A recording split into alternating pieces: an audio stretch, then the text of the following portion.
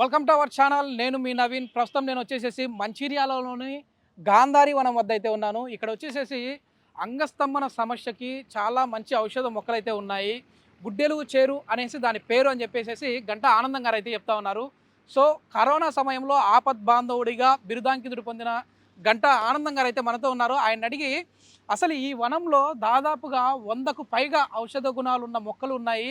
వీటిని పూర్తిగా నేను స్టడీ చేశాను. ఇది స్టార్ట్ చేసేటప్పటి నుంచి కూడా నేను ఉన్నాను. కేవలం ఇది ఒక అంగస్తంభనకి మాత్రమే కాదు, చాలా రోగాలకి ఒక దివ్య ఔషధంగా ఉన్న వనం ఇది అని చెప్పేసి అంటూ ఉన్నారు. మరి ముందు ఒక్కసారి వనంలోకి మనం అడుగు పెడదాము. అక్కడ ఎట్లాంటి మొక్కలు ఉన్నాయి, అదేవిధంగా అంగస్తంభన సమస్యకి ఎట్లాంటి ట్రీట్మెంట్ ఉన్నది అయితే తెలుసుకుందాం. మరి ఇంకెందుకు ఆలస్యం, సార్ నమస్తే అండి. వెళ్దాం సార్, ఒకసారి వెళ్ళి మనం చూద్దాం.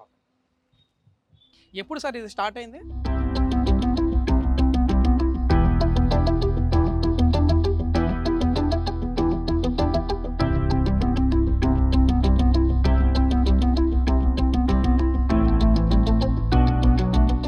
మొత్తం మీద గుడ్డెలు సేరు మొక్క కోసం అయితే ఆనందంగా వెతుకుతూనే ఉన్నారు. నేను కూడా ఇప్పుడు ఆయన ఫాలో అవుతా ఉన్నాను. దాదాపుగా హాఫ్ అన్ అవర్ పాటు, అర్ధగంట పాటు సెర్చ్ చేస్తే అది ఫారెస్ట్లో దొరికింది.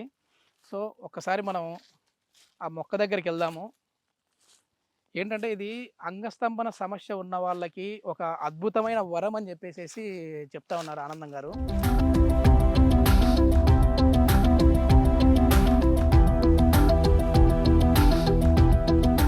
ఒక మొక్క కోసం ఇంత కష్టపడతారా సార్ మీరు? అవునండి, ఇది చూడండి. ఇది ఎండిపోయింది కదా సార్? ఎండిపోయింది కానీ లోపల దీని దుంప ఉంటుంది. ఆ దుంప మనకు కావాల్సింది. గుడ్డేలుగు చేరు అనే పేరు దీనికి ఉంది. వాస్తవానికి గుడ్డేలుగు చేరు పని చేస్తుందో చేయదో తెలియదు, కానీ ఇది మాత్రము దుంప, దీనికి ఆ పేరుంది గుడ్డేలుగు చేరు అనే పేరు. అంటే ఎలుగుబంటి పురుషాంగంతో కూడా చేస్తారు, కానీ అది జంతువులను చంపడము సరి అయింది కాదండి. ఎట్టి పరిస్థితిలో దాన్ని చంపడానికి లేదు. అది అదే పేరుతో మొక్క ఉంది. ఇదే గుడ్డేలుగు చేరు మొక్క. మరి దీన్ని తవ్వి తీసినట్లయితే లోపల ఆ దుంప ఉంటుంది. అది తీయొచ్చు కానీ దుంప రాదు కదా, ఇప్పుడు పచ్చిగా ఉండి తవ్వి తీస్తేనే వస్తుంది. కాబట్టి నేను మరొక వీడియోలో దాన్ని మీకు చూపిస్తాను. ఇది సార్ కన్యాకోమలి. ఇది కూడా అంటే ఈ రెండు కలిపి ఇది అశ్వగంధ. మరి కలిపి మనం తీసుకున్నట్లయితే గుడ్డెలు చేరు, కన్యాకోమలి, అశ్వగంధ ఈ మూడింటిని కలిపి పౌడర్ చేసి పాలల్లో తాగినట్లయితే ఇక శీఘ్రస్ఖలన సమస్య, మరి అంగస్తంభన సమస్య తప్పక 100% పరిష్కారము దొరుకుతుంది ఈ మూడింటి నుండి. సార్ అసలు ఇది ఈ సమస్య ఎందుకు ఇప్పుడు చూస్తూ ఉన్నాం? ఎందుకంటే ఒకప్పుడు చూస్తే చాలా పెద్ద ఏజ్ వాళ్ళు కూడా మంచిగా స్టామినా ఉండేది, కానీ ఇప్పుడు చిన్న ఏజ్లోనే ఇట్లాంటి ప్రాబ్లమ్స్ చూస్తూ ఉన్నారు. అయితే ఇప్పటి పరిస్థితుల్లో గుటకాలు తినడము, గంజాయి తాగడము, మరి పిచికారీ చేసినటువంటి మందుతో పండించినటువంటి పంటను మనం తింటున్నాం కాబట్టి మన శరీరంలో కూడా బలం తగ్గిపోతుంది. అలాంటి పరిస్థితుల్లో మనం ఇలాంటి దుంపలను తీసుకున్నట్లయితే మనకు బలాన్ని ఇస్తాయి. ఎలాంటి మరి మందులను మనం ఈ దుంపల మీద అడవుల్లో పిచికారి చేయం కాబట్టి వీటిలో ఆ శక్తి ఎప్పటి పూర్వం నుండి ఇప్పటి వరకు అట్లనే ఉంది. కాబట్టి దీన్ని మనం వాడుకున్నట్లయితే మనకు అంగస్తంభన సమస్య అనేది జీవితంలో రాదు. అంటే దీనికి కావాల్సిన ఆయిల్స్ రూపంలో ఉంటాయండి? ఇది పౌడర్ చేస్తామండి, లేహం చేస్తాం. ఇది మీ దగ్గర అంటే మేము మాలాంటి వాళ్ళం అయితే ఇంత అడవులకు వచ్చి మేము చేయలేం కదా, సో ఇది డైరెక్ట్ అవైలబుల్ ఉంటుందండి? అంటే మేము చేసి కావాలన్న వారికి ఇస్తాం కదండి. మేము దుంపలను తవ్వి నిల్వ చేసుకొని ఎప్పుడు ఎవరికి అవసరమైతే వాళ్ళకు పంపిస్తాం. సార్ అసలు ఈ దుంపల్లో ఎందుకు అంత పవర్ ఏంటంటే ఇది మామూలు అంగస్తంభన ఉన్న వాళ్ళకి ఒక అద్భుత వరం అంటా ఉన్నారు. అది తప్పకుండా వాడి చూస్తే తెలుస్తుందండి. ఆ మొక్కలో ఉన్నటువంటి ఆ దుంపలో ఉన్నటువంటి పవరు శక్తి అనేది దాన్ని వాడితేనే తెలుస్తుంది. వాడకుండా మనకేం తెలియదు. మా దగ్గర ఉంది, వాడి చూడండి, అది తెలుస్తుంది. దాని పవర్ ఏంటిదో ఒక్క నైట్ లో మీకు దాని గుణము తెలుస్తుంది. అంగస్తంభన సమస్యతో బాధపడే వారికి ఈ మొక్క ఏ విధంగా అది వరం, దేవుడిచ్చిన వరం లాగా పనిచేస్తుంది. తప్పక మనం దీన్ని వాడుకోవాలనుకునేవారు కనుక మీకు కావాలని అనుకుంటే నన్ను సంప్రదించండి, నేను మీకు పంపిస్తాను. నా ఫోన్ నెంబర్ 9849426524. Okay sir. అంటే కాదండి, ఇప్పుడు శీఘ్రస్ఖలన సమస్య అంటే అంగస్తంభన, శీఘ్రస్ఖలన, అదేవిధంగా కొద్దిమందికి సంతానం లేని సమస్య ఉంటుంది, అంటే శుక్రకణాల సంఖ్య తగ్గిపోయింది అంటూ ఉంటారు. అట్లాంటి వాళ్ళకు కూడా ఉపయోగపడుతుంది ఇది. ఇప్పుడు ఈ దుంపని కనుక మనము పౌడర్ చేసి పాలలో కలుపుకొని తాగినట్లయితే మన శుక్ర కణాలు అభివృద్ధి చెందుతాయి. మరి ఈర్యము సిక్కబడుతుంది, పతలగా ఉండేది చిక్కబడుతుంది. ఓకే. కాబట్టి వందల సంఖ్యలో ఉన్నటువంటి శుక్ర కణాలు వేల సంఖ్యలోకి లక్షల సంఖ్యలోకి పెరుగుతాయి. ఓకే. ఓకే. అదే అండి. ఎందుకంటే ఈ మధ్య చాలా వరకు కూడా టెన్షన్ లైఫ్లు అందరివి, పని ఒత్తిళ్ళు. సో చాలామంది కూడా ఇప్పుడు సంతానలేమి సమస్యతో బాధపడుతూ ఉంటారు.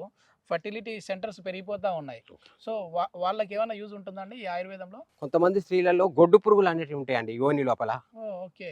అయితే ఈ పురుషుని యొక్క శుక్రము యోనిలో విడుదల కాగానే ఆ పురుగులు తినేస్తాయి, గొడ్డు పురుగులు అనేటివి ఉంటాయి స్త్రీల లోపల.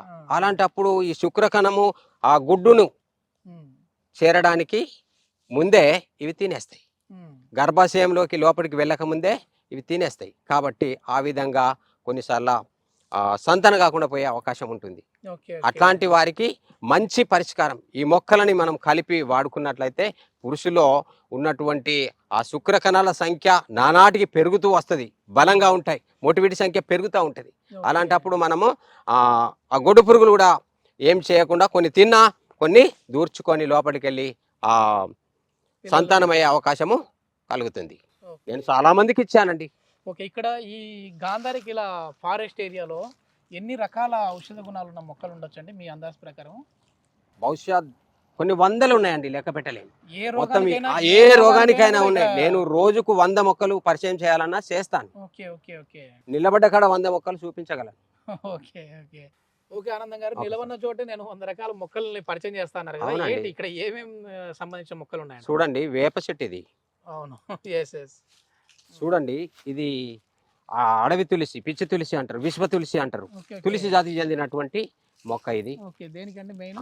ఇది చర్మ వ్యాధులకు తేలు కుడితే పనిచేస్తుందండి, తేలు కాటుకు పనిచేస్తుంది. అది కూడా ఒక ఔషధ మొక్కనండి. దీని కర్రతో మనము రోకలు చేసుకొని